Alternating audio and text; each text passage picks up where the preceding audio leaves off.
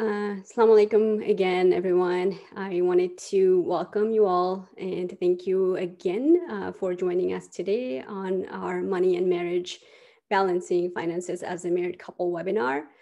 Before we get started with the webinar, though, of course, I wanted to just put on the disclaimer side and make sure to let you know.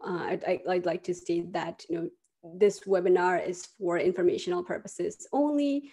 Any content that we share today is not to be construed as investment advice. Of course, if you need investment advice, you should consult with a financial advisor, based on your needs, your objectives, and your circumstances. And my name is Rezwana Abed. I am an investment advisor representative with ShariaPortfolio. And for those of you who are not familiar with ShariaPortfolio, we are a professionally managed full-service wealth management firm.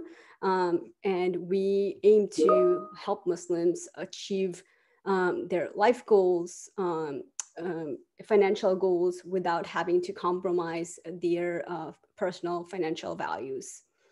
And ShariaPortfolio was founded in 2003, and we're licensed by the SEC. We have clients all over the US, in Canada, and globally as well. We are dedicated to Sharia compliant portfolio management. It's not just a part of our offerings, and we take a lot of pride in that.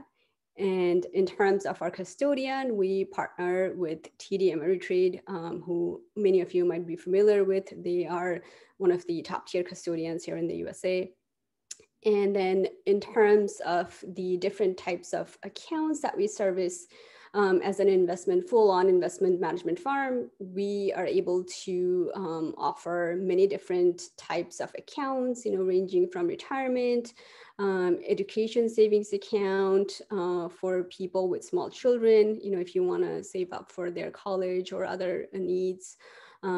Standard brokerage accounts, that may not be necessarily tied to any purpose such as retirement, any type of IRA that you can think of, simple SEP,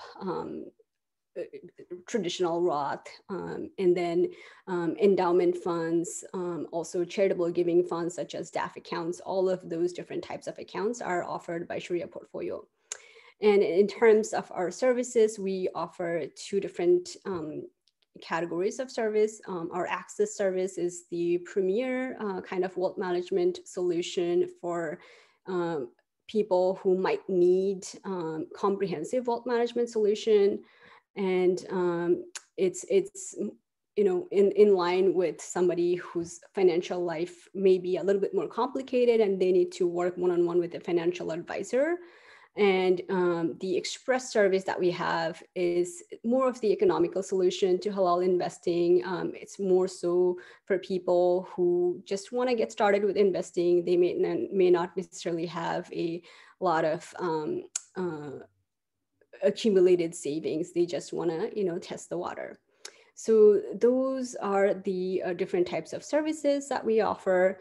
But ShariaPortfolio also tries to ensure that we offer value to the Muslim community, apart from our work as investment advisors. So this is why we try to partner with different organizations, to be able to add value to the community, with topics such as today's topic, and be able to bring something of service, of value to the community. And so I wanted to talk a little bit, about today's webinar and what it is that we have planned for you. I think this is a very interesting webinar, and we saw a lot of interest, not just in terms of registration, but as financial advisors ourselves, we often get asked this question quite a lot, right? Which is, what is the right way to manage finances with a spouse or within a family? And I think that question itself speaks volume, because it is such a sensitive topic, right, for so many people have to be able to address.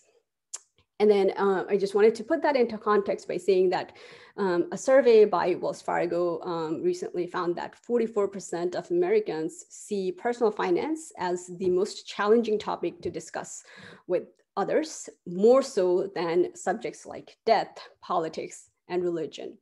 So, if it is such an important topic, but, it's something that is also so contentious, how do we go about having meaningful conversations around something like this? And then apart from, just, being able to not being able to talk to your spouse or significant other about something like this, I think the other reason that today's topic is farther interesting is that it feels really relevant given the current economic environment. I don't have to tell anyone. I'm sure you have noticed if you've purchased gas, groceries, car, anything else, lately, you've noticed, that things are getting more and more expensive and rapidly. And the latest consumer price index data revealed that the rate of US inflation rose in May to 8.6%, which represents the biggest year-to-year jump in over 4 decades or 40 years. And that's staggering, right? Most of us have very little experience saving, investing, budgeting in such a high inflation environment. So how do we go about prioritizing our finances and come ahead in times of such uncertainty? I think these are some of the tips and strategies and some of the issues that we're hoping to share in today's webinar. And we hope that you will all benefit tremendously from it, inshallah. Before I introduce today's speaker, I just wanted to remind everyone that this webinar will be recorded and you will receive a link to the recording via email if you have registered for this already. So if anyone missed it but they had registered, they should receive an email with the link. Also, we will have a Q&A session at the end. Inshallah, feel free to post your questions, any kind of concerns you might have in the chat box throughout the webinar, and we'll try to address them at the end, inshallah.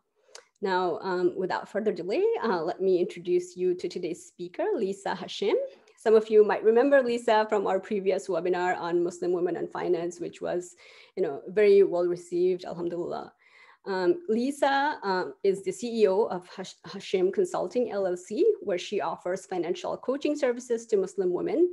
She has conducted numerous workshops and financial coaching sessions for Muslim women and men since August of 2017. She's also the co-host of the Muslim Women and Finance podcast and has been a guest faculty of finance for Dr. Anisha Nadir's Before the Nikah Institute since 2018. So please join me in welcoming Lisa. Lisa, thank you so much for being here, and please take us through your presentation if you don't mind. Thank you so much for that. It's an honor to be here, and I'm going to go ahead and just share my screen so I can pull up my slides. There they are.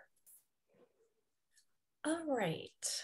Okay, so I'm just going to dive right in, and as an introduction, I wanted to just offer some statistics, why this type of topic is so important, not only for all married couples, but particularly for Muslim married couples, because we don't have a lot of this talked about in our communities. But for example, this statistic says 1 in 5 Americans have financial disagreements with their significant other at least monthly. And then there's another statistic here: money fights are the second leading cause of divorce after infidelity. So the discussion of money is just so significant to the relationship that, unfortunately, if there's not something in place for open and honest communication, that can actually end the relationship. And so we're going to discuss some really great methods of keeping a balance of finances within the marriage, and also, if there are pitfalls, how to resolve them. So the first thing here, understanding each other's money mindset is key. when two people decide to get married, unfortunately, in the premarital process, money isn't really talked about enough. You might get a hint of how much someone is making by, when they tell you their occupation or what they do for a living or what they want to do for a living. But we don't have, really key, open and honest, transparent discussions. So what we do have to realize is that everyone, each individual, man and woman, is coming into the relationship with financial baggage. And some examples of that would be student loan debt, a lot of debt, actually, credit card, personal loans. Maybe they have a home already when they're coming into the marriage. Maybe they have family obligations. So we do need to know that everyone is coming into the marriage with something. Their personality, their financial personality. That could be labeling someone as a saver versus someone who's a spender. And so those type of things can actually, people have to deal with that. Maybe you are someone who saves a lot. You like saving, you have an emergency fund, you like investing with your extra money, but you are talking to someone or you're married to someone who actually likes to spend. For example, someone who, whenever a new gadget comes along, they want to purchase that, or they really believe in buying new cars every few years, things of that nature. So the personality there may not be a match, yet there can be a bridge to agreement. So I just want you all to keep that in mind. Habits passed down by family. We all come from unique family situations. Some of us may have come from low-income families where there was no college savings fund, and therefore, we had to pay for our own college education. Some of us may have lived in an apartment for most of our lives. Our parents always rented, or on the flip side, we may have come from high income earning families. So there was a college account. We lived in a large home. We were able to get whatever we wanted. We went on lots of vacations, things of that nature. So everyone has a type of family that they come from. And also the way that you are raised, you may pick up some habits. Either you will continue those habits through marriage that you saw with your parents, or you may just do a 180 and you may not want to conduct your household the way your parents did. I've had lots of conversations with people who have, witnessed the marriage of their parents where money was a big area where there was disagreement. So, this isn't something new. It's just something we just don't highlight as much. People have seen how marriage could be, unfortunately, a part of marital discord. Socioeconomic status, it's really the class that you're in based on economics, your occupation, your career. So, everyone's part of a class, and you may move up or down depending on what stage of life you are in. But that is also an indicator of, what you're coming into within the marriage and how you conduct yourself within the marriage, especially with financial matters. And then unique values. I mean, some households want to travel every 3 months. Some families really want to do different things. They want to be part of activities, they want to be active, or maybe some families are just like, I'm okay with just doing a staycation, not really traveling. I just want to, be a homebody. So we have those unique values, and each of those things, there's either a time component or a money component to it. And we'll discuss a little bit about the money component associated with these type of mindsets. So as far as conflicts, these are some possible ideas of conflicts. This is not a limiting list at all. There's many reasons, but as far as money or wealth is concerned, it'd be the unbalanced power dynamic. An example of that is when one spouse is making the most in the family and or is the only sole provider of income in the family. and therefore they may choose, or they may decide for themselves that they want to have the spending power and have everything go through them, and they're the ones making mostly the decisions. And that can lead to some problems, because as we know, marriage is a partnership and it incorporates teamwork. You need teamwork to have the household running. So that needs to be addressed. A lot of people don't know that that's kind of what the term is called, unbalanced power dynamic, but you can probably see it in action. You may have witnessed it in action, but that is what it is. And hopefully that can be resolved through communication, or if not resolved between the two spouses, getting a third party involved to discuss that, because unfortunately that is one of the biggest indicators of ending relationships. Financial resentment. This is another big key in how conflicts arise because of bitterness about something. Bitterness about, someone is spending too much, or bitterness because someone is making more than me within the marriage.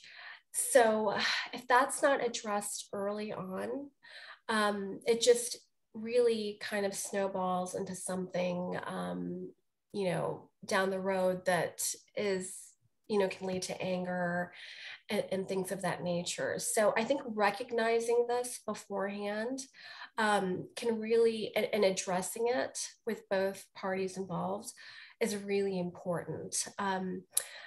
Another thing with financial resentment is unmet expectations. Like I was, for example, a couple getting married, and then they're not able to purchase a home right away within the first year of marriage. So then it's just like, the resentment could build, like, why couldn't we do this? Why couldn't we get things together? Why aren't we like everyone else? So that plays a part into some conflicts. Financial infidelity, it's really just secrecy, hiding accounts from your significant other. And that, eventually it does come out, but things that need to be addressed in a matter like that is why there needs to be secret accounts, and why can't it be, transparent, for example. Financial burdens, student loan debt, it's just something that everyone is starting to have and bring into the marriage. So that is probably the most significant one, as far as credit card debt too, that are just brought into the marriage, and then it needs to be addressed with a plan. And then extended family, family matters. I mean, sometimes there are households where there is an extended family arrangement, or the husband and or wife needs to take care of their parents or their siblings. So that needs to be addressed. That should be addressed probably before you're married, but things do come up during the marriage. Sometimes, unfortunately, a parent gets sick, or there's a death in the family, that can change the whole dynamic of the household. But again, it's just another potential rise for conflict. So here are some pointers on how to overcome the financial conflicts. First and foremost, I think I've repeated this several times already, the communication, open communication, honest communication. Don't wait till 2 years go by and then you're finally addressing something that kind of was bothering you from the get-go. I think a good, healthy, balanced marriage and relationship has this from the get-go. Like, for example, this can be addressed in a way where, can we set aside time where we can sit down and talk about something? And then, also when it comes to finance, you want to show data. It's really important to show data instead of just, coming up with numbers from the top of your head. So, a copy of a financial statement, the latest transactions, or etc. That's really good to share during this time where you're having this open communication, where both people are getting a chance to speak and share. Set action items. What is going to be the goal of this meeting? For example, at the end of this meeting, I want you to know how I feel or what I'm seeing, and how can we resolve this? Let's come up with a plan. Maybe for the month of April, for example, we can stop some discretionary spending.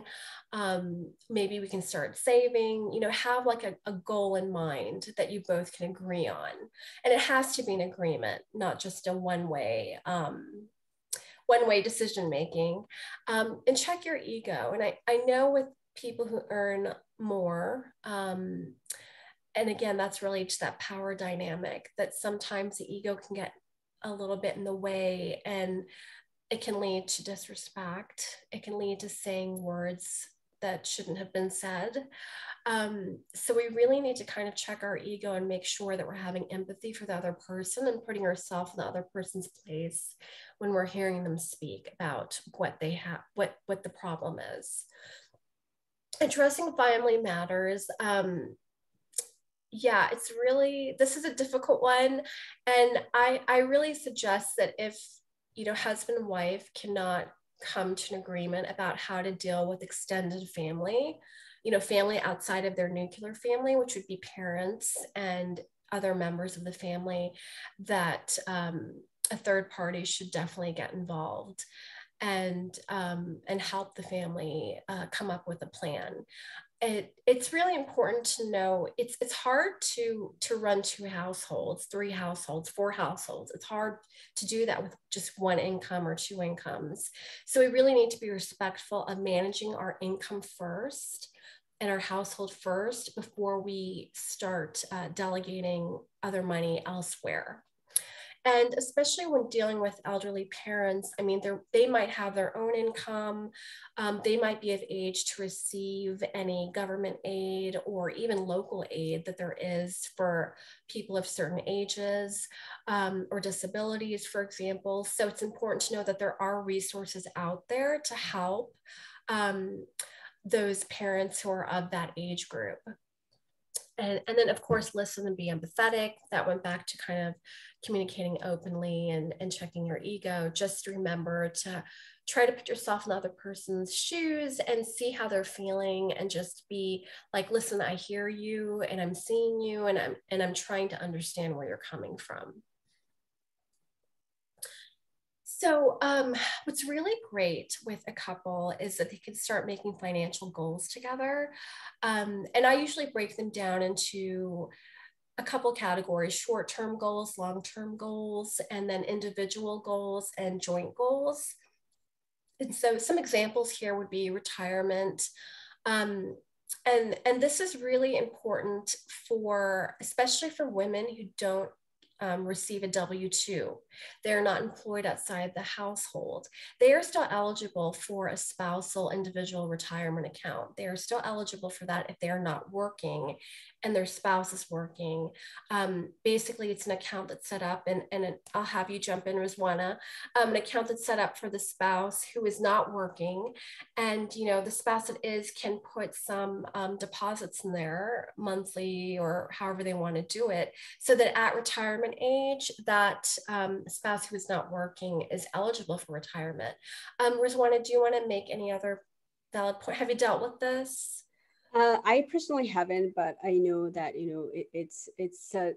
I think it's a great point that you made. The spousal IRA, it's not talked about as often as some other forms of IRA. I think many people are not aware of the fact that the non-working spouse can be eligible to have a retirement account, because the working spouse would be able to contribute the maximum amount. Even if you don't have earned income, any other types of IRA requires you to have some sort of earned income. This one doesn't. So it's a great way to save, lower your taxable income even for the family, right? Because the working spouse would be able to, if you have that kind of surplus income that's coming in and you just want to lower your taxable income, you would be able to contribute the maximum amount for the other spouse, and give them some sort of a retirement vehicle, some security for their retirement, and it's a really great tool. Right, and we really can't depend on Social Security. We don't know what the future is of that in 20, 30, 40 years. So retirement is just essential. Pensions have been kind of written out for most jobs. They're not as available as they were back in the the 70s and stuff like that. So your employer-based sponsor, please sign up for their retirement account if you're working. And then even if you have a small business, you're eligible for a SEP IRA. There's still retirement accounts available for you. And if you're doing both, even if you're working and you're receiving a W-2 and you have like a side hustle or passion project or small business going on, you still are eligible to contribute to account in regards to that income coming in, and really talk to a tax professional about that. So it's just something I wanted to pass on. Other goals would be children's education. College is getting expensive. We see student loan debt in the news all the time. So that's really important, setting up an education savings account if you can. And, home purchase, of course, renting is an option, but if you want to go and you know you're going to live somewhere long term and it just makes sense for you to purchase a home, then having a very healthy down payment and purchasing that is important. That's a goal you all can set together. Wills and estate planning, getting all your accounts up to date with everybody's information, even hiring an attorney to set up your wills and estate planning. That can also change, every time you have a new child or job change or more income, something like that. It's really important to have, just because we've heard so many stories of, a spouse, a death in the family or a spouse passing away, and then there's no will and there's no recollection of records and things like that. It is a difficult phase. It's very difficult to go through that when you don't have those important documents in place. Emergency funds, depending who you talk to, different people will say different things, but I think the general consensus is between 3 to 9 months of your living expenses you need to have saved. So 9 months is like the high end. And, if you are a high income earning family, you need to save more. You need to have more in the emergency fund because there's more you probably generally have more expenses than someone who's coming from a low income family. So definitely have an emergency fund. It should be accessible to you. So when the emergency does happen, you can get it right away. So that's another thing that, you should keep in mind. Did you want to comment on anything, Rezwana, here? Yeah, I think it's a great point about the emergency funds that you made. Everybody should have one. I would not recommend anyone to start investing without having some sort of emergency funds in place first. 3 to 6 months or 9 months, as you mentioned. I think it really kind of goes with your sense of comfort, like whatever you're comfortable with. But also, given the current state of high inflation, I would also not recommend having too much surplus cash that's just sitting in a bank account and not really doing adding any value to your life. So if you have that kind of like you're covered for your emergency funds, your rainy day, and you think there's still some surplus cash, you might think about investing that in whatever type of account that you feel comfortable with. There are brokerage accounts that are very readily accessible, where you don't have to wait to withdraw the money until a certain time, like retirement. It's not tied to anything, so there are no penalties involved. So those are just some things to think about, because given the kind of times we're in right now, inflation is not our friend. Purchasing power erodes away. So that's just a point I wanted to make. Yeah, and if you've never had an emergency fund, you can just start off by trying to fund at least $500 to $1,000 set aside. But the goal would be, covering your expenses, and it's most important, especially in job loss, for time of job loss. So I'm going to move right along. Creating a budget that works. So once you have your goals, you can go ahead and create your budget. I know a lot of people already do this through apps, but I'm going to present in a way that you've never done this before. So you're going to, gather all your financial paperwork. You're going to calculate your net income coming in. That's how much you get paid either every month or every 2 weeks. Calculate that income, and then break down into categories, determine your fixed and variable expenses. So a fixed expense would be something that you have to pay no matter what, just to keep your household running. So that first, of course, is shelter, your rent and or your mortgage. Then it's going to be, utilities. And then from there, it might groceries, and the retirement plan. You're usually probably, that's going to be usually with your employer with the paycheck, but you might have individual retirement accounts, your savings fund, your college savings fund, discretionary spending, which could be miscellaneous, like what's left over after the fixed expenses are covered, such as entertainment, sports, etc. And then, total your income and expenses. So this can be done through spreadsheet, or again, even if you bank with a major bank, they usually have some pie charts and things like that that show you what your spending looks like. But definitely get all that together. And I would suggest estimating it for the year. And in the next slide, I have a sample estimated budget. So I did this just for one quarter, January, February, March, April. And so you're estimating what the expenses will be. They're broken down. I didn't use a comprehensive list of categories. This is just a few categories to give you an idea. So this family is estimating they spend, $2,500 for housing for the month of January. Utilities is around $800. Groceries is about $1,000 a month.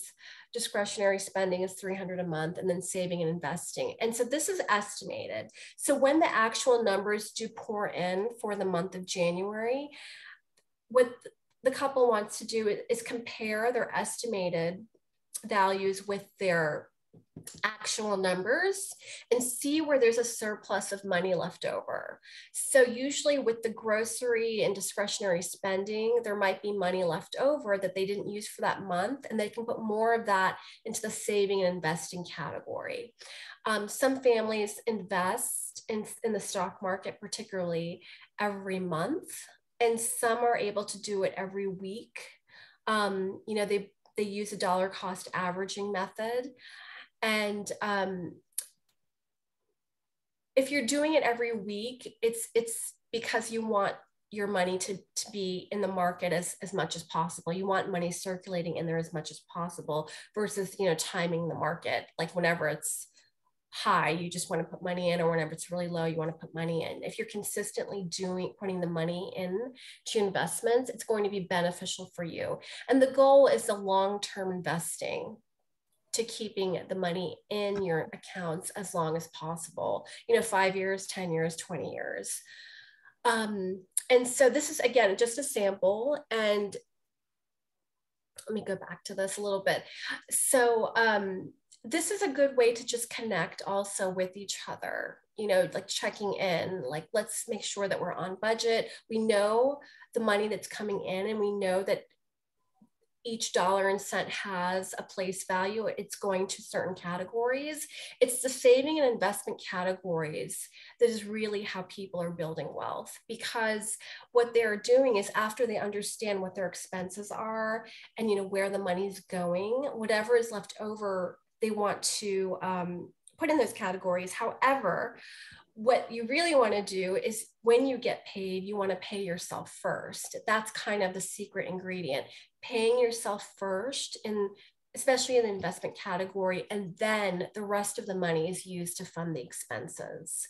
But if you aren't there yet, maybe you're living paycheck to paycheck.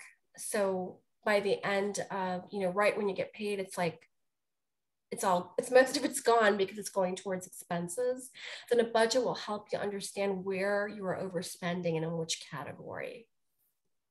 Did you have any comments, Rezwana?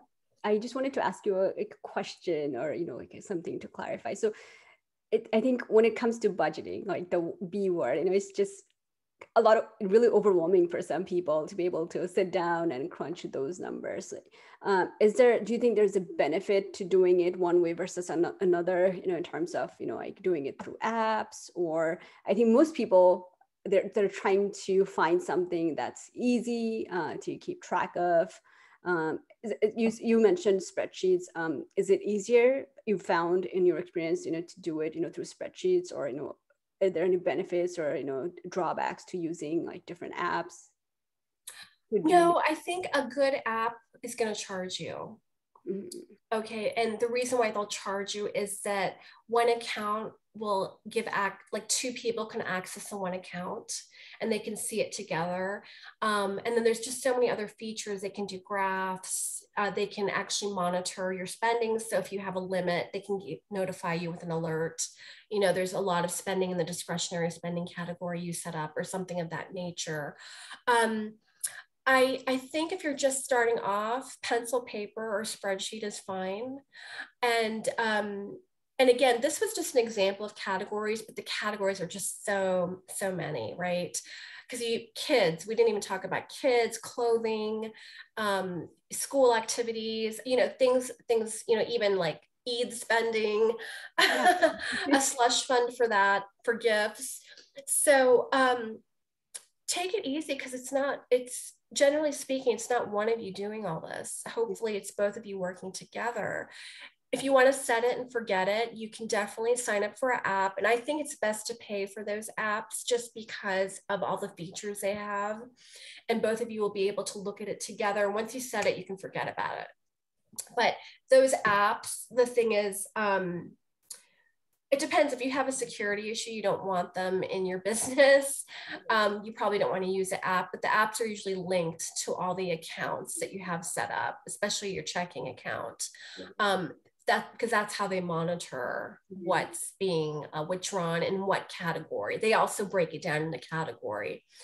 So I just think, some of the, millennials and things like that, they're really tech savvy. So an app would work better for them. It's on their phone. They can just open it up and look at it, look at the graph real quick and see how they're doing. Is it red? Is it green?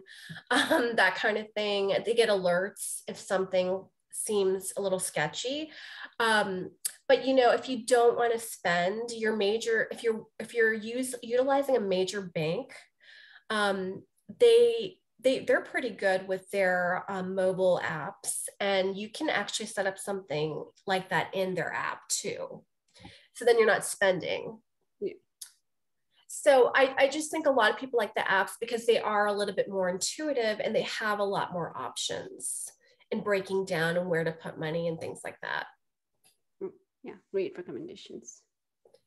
And so building your personal financial dream team, every household should have a personal board of directors, a financial advisor, someone like Rezwana you can speak with to talk about, investment accounts you want to open and, how you want to fund them and how often you want to fund them, and what your goals are in life and how that can match up, because you want to make sure you have enough money to support your goals. A really great real estate agent that can find you good property, whether it's residential property or even commercial if you want to start a business, and also investment property. It's really good to have someone who's really well connected in the location that you're buying in, a really great attorney. We're always signing contracts, whether it's buying a car, buying a home, starting a business, setting up your wills. It's really good to have an attorney who's on your side, and a tax professional. We can't really get away from taxes. And, majority of people pay once a year, but there's a big number of people that pay quarterly. And if you have a lot of income coming in, it's best to have a tax professional to help you, because all the hard-earned money that you have, you don't want to give it away. You really want to find methods and ways to keep it. So it's really great to have this board. And just even with the taxes, if budgeting is difficult for you, if you and your spouse aren't agreeing, if the apps aren't working, I recommend hiring a bookkeeper And even if you don't own a small business and your finances are very simple, if you're still not agreeing, I do think the role of the bookkeeper would really, help you set up your finances in a way where they can actually tell you in the records, where are the red flags and things of that nature. It's just another professional service that can help you if the individuals in the marriage are not able to get a grasp on this. And a lot of accounting firms have, bookkeeping services as well. So good practices for a couple, check-ins or date night. You should have date night anyway, but you could have a date night specifically to discuss finances, or just, weekly check-ins, monthly check-ins. I like the weekly check-ins, like how are we doing? And that's easier to do if you do have like an intuitive app where everybody's on the same page. It's just easier. It's just easier to discuss the numbers. Shared accounts, really great because it gives transparency. There's no kind of secrecy going on, and just everyone again is on the same page, especially for household expenses. Financial advising planning, again, it's really a great idea. If you don't understand the stock market, you don't understand real estate or how that can help you build wealth, it's really good to have a financial planner or advisor so they can kind of look at your whole portfolio and help you along the way and give you good advice. Counselor and therapist, sometimes talking amongst each other doesn't work. So it's best for an agreed third party to come in and kind of help you as a couple, discuss the matters. It might not always be about money, but a lot of times it is, and get that resolved. And I really do recommend going to a third party. I think, previously in different generations, there was a shame concept attached to that, like a stigma of asking for help. But I think in this day and age, it's really important to seek help if you are having problems, especially early on. And then a vision board is nice. I mean, that can help you in a vision, in a way where you can see your goals on paper. You guys can do this as a couple or even as a household, as a family. And it's just a nice way, again, to bring the couple together. So in summary, we discussed teamwork. Marriage is a partnership. It does take teamwork to get the household running, and to manage the finances together is such a great idea. Money management is important. You want to know what's coming in, what's going out, and how to continue building wealth. You want your income, your money to build more money. You want it to be like a snowball effect. So it's really important. That's why it's important to have a budget or financial plan. And results achieved, having those goals set and having a money component to fulfill those goals, and have an action item list. What are we going to do together? What is the end goal for this? Saving for our child's education. We're going to save for the next 10 years so that we won't have to pay out of pocket. We will have enough money to pay for 4 years of college, for example. Peace and happiness, when everyone's on the same page, there's more, you feel more secure. And security, it's just really important to feel secure in the marriage, and knowing that your household is functioning well because you have a money management plan in place. So that is the end. This is my contact information. And Rezwana, did you have anything you wanted to say? Maybe I missed something. No, first of all, let me go ahead and share my contact information as well.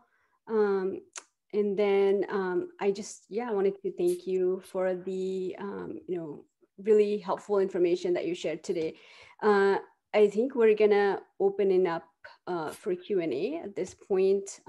If anybody has anything, feel free to put it through the Q&A box, or, raise your hand. We're here to help you, and, add any value in any way we can, be it, related to investment, or, anything else that we can help with.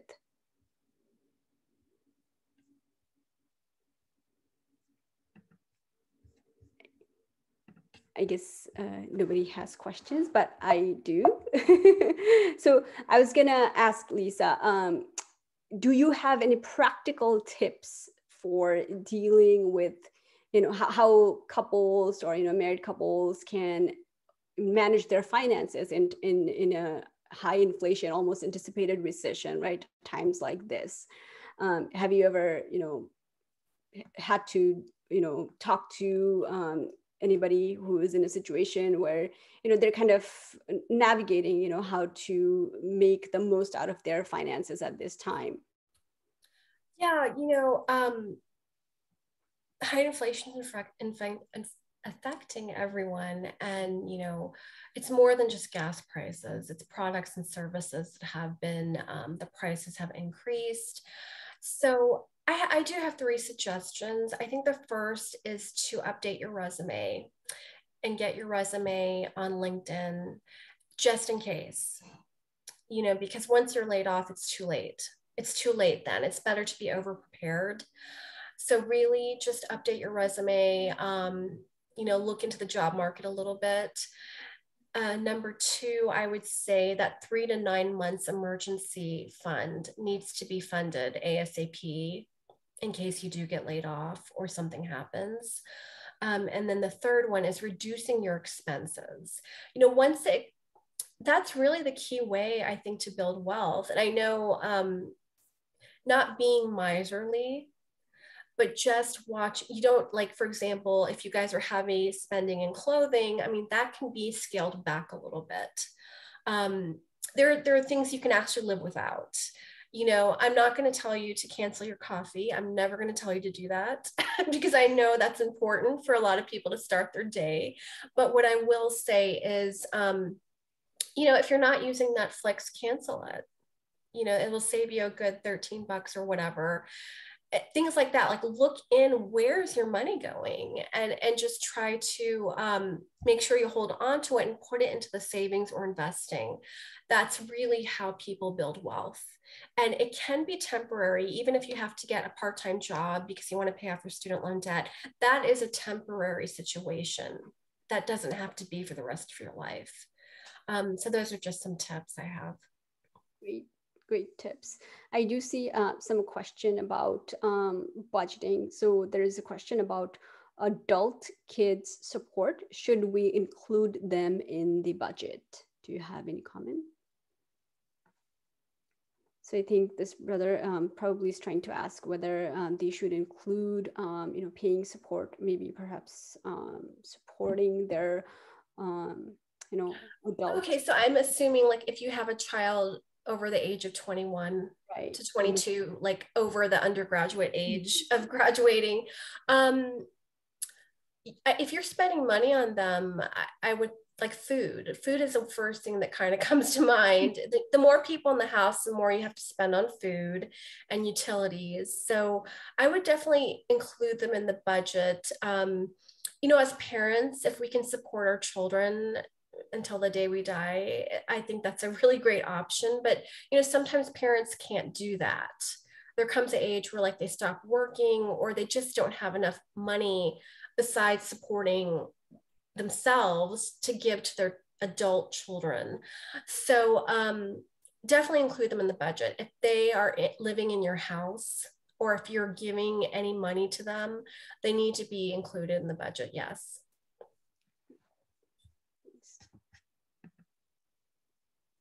Was there another question?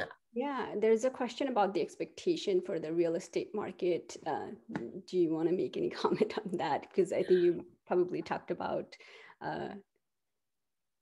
Yes, so I don't think we talk about enough how real estate can be a means of building generational wealth. And real estate's really important. I think so, at least, because it can be passed down. And it depends on who you ask, because there are some people who only invest in real estate. They don't do crypto. They do stocks, but they older really, generations, right? Yeah, even new people are really heavily invested in real estate. So I think real estate's always going to be hot. I mean, I know the prices are really high now and the loan rates are really high, but if you can buy now and then refinance later, that will benefit you. And also location is important as well. So I'm always open when people tell me I want to buy. I'm like, if you have the means to, go ahead, buy, try to put 15 to 20% down. I'm leaning more towards 20 to 25%. That's better for you. And then, you know, if you feel like, oh, the rates I got were just terrible, you know, you can refinance down the road. It is a terrible time right now, but again, you know, there are reasons for people to move, you know, things of that nature. Maybe their lease is up and they have to go somewhere and they're just sick of moving every 2 years. I think real estate's always going to be a valuable place to put your income. Thank you so much. Yeah, I think that was very helpful. In real estate, you know, I think we do see a little bit of cooling, right? It's not a bubble, you know, or, you know, like a correction more that we're seeing in real estate. And I do think market, you know, it's people are commenting on how there might be a correction in the near future, and, you know, things are cooling down. So maybe being a little bit patient can be fruitful. No, there are no other questions at this point. So unless, you know, there are any other closing remarks that you wanted to make, Lisa, I think we can conclude our session for today. Yes, thank you so much for having me. I saw some marriage type questions in the chat box, but I do want to say that if you go to my website, I have an article about the mahar. And I think that will help with people asking about premarital issues. My website is hashemconsulting.com. I see 2 questions that popped up here. I don't know if we should answer them or... Yeah, absolutely. Go ahead. What kind of consulting services do you offer? Somebody's asking. I think it's for you. Yeah, so I offer financial consulting for Muslim women. My clients are women only, and it's more personal finance. You know, someone who needs a debt management plan, someone who doesn't understand, you know, the whole retirement landscape, someone who wants to switch careers and needs help in their resume and you know, how to look up job openings with keywords. I also I have quite a few clients who are divorced or who are either separated or divorced and need, you know, financial consulting on how to manage that type of situation. So I kind of do all things. It's more of a coaching type environment. And yeah, it's been going great. And I think there's one more question. From same person, yeah. If you open a spousal retirement account, does that count towards the IRS maximum amount you can contribute as an individual? So spousal IRA, like for any type of IRA account, it's by individual. So it's not like that if a working spouse contributes for the non-working spouse, you know, you're only contributing for yourself, right? Maybe you're contributing the maximum 6K. Yeah. So that's going to contribute, you know, that's going to count towards your maximum. But the spousal IRA by design, you know, it's that you would be making contribution for your non-working spouse. And so, you know, it wouldn't count against your individual contribution. I hope that answers the question. So I see, yeah, some, you know, questions are coming in, you know, intermittently. Maybe, you know, we just wait, you know, until the hour, because I feel like there might be more questions coming in. Rezwana, is spousal IRA something you can help with? Yeah, absolutely. Portfolio? Okay, because I do get that question a lot too. Sisters are always like, you know, I didn't know that was available to me, and I want to start. I want to start one. Absolutely. Anybody, you know, if you are interested in, you know, having, I always offer free consultation. So, you know, if, you know, just like Lisa mentioned, you know, if it's anything related to, you know, you're not understanding, you know, even basic terminologies, when it comes to investing or anything, please, feel free to seek out, Lisa. She's really great at what she does. And then, if you are interested in, investment related questions, alhamdulillah, I'd be so happy to help. Yeah, I didn't mention this during my presentation, but I personally think it's important to have joint and individual accounts. So I do think a joint account should be set up for household expenses. Where you get that income, you two will discuss, but I think both husband and wife need to have access to a joint account that addresses the household expenses. That includes your mortgage, rent, utilities, discretionary spending. And I think you also need to have individual accounts for both husband and wife. That would include savings, like retirement, and also includes just a checking account where you have cash on hand. Again, how you fund that would be, between the husband and wife, how they decide to do that. But I think just only having joint, not individual, because I've worked with a lot of sisters who went through problems in those situations, I don't think it's a good idea. I think women need to have access to money, especially if it's a dangerous situation. So individual and joint accounts, I really do recommend. I think I see another question regarding amount to spend on a wedding in terms of a percentage of household income, if you want to briefly answer that. Okay, so unpopular opinion, I'm not a fan of big weddings.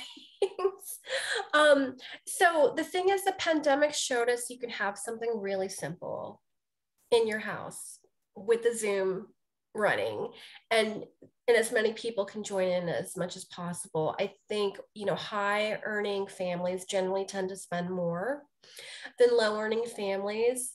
But I think if you go on like the knot.com or wedding.com, they have averages of what people spend in the United States. And I do think it's around maybe $20,000 a year or something like that. But you don't have to do it that way. And the more money that you have, because remember, it's an expense. It's not money you're ever going to get back. And there are really, really creative ways now that with Instagram and Pinterest, there are really creative ways to make your special occasion beautiful without having to spend a lot. So I'm just of the mindset of save and buy your first home the first year of marriage instead of having a wedding, because that's building wealth for you. Yes, memories are so important, but you can have a photographer, a friend photographer.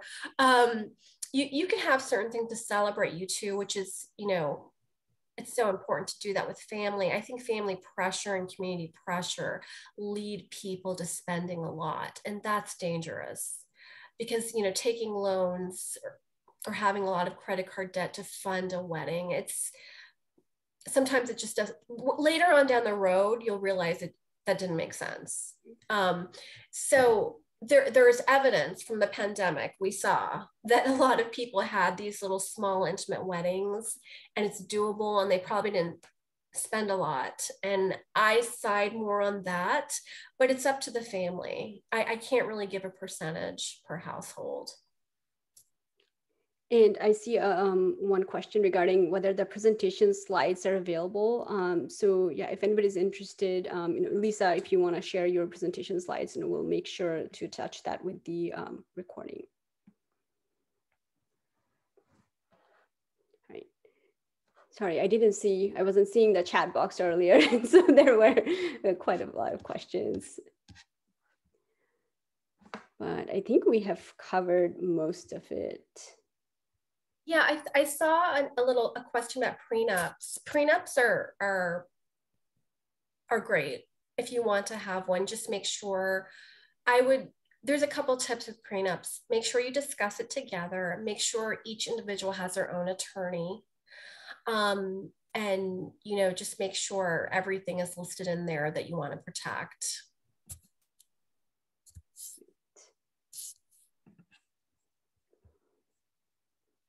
Right. I think we've passed the hour, so I just wanted to thank everyone for their participation. It's been great. We're so happy to be able to do this kind of informational webinars for our community, Muslim community, and hope that Allah gives more barakah to this work that we're all doing. Thank you so much, Lisa. We appreciate what you do, and look forward to having more discussions like this in future. Thank you so much. Bye, everyone. Assalamu alaikum. Assalamu alaikum.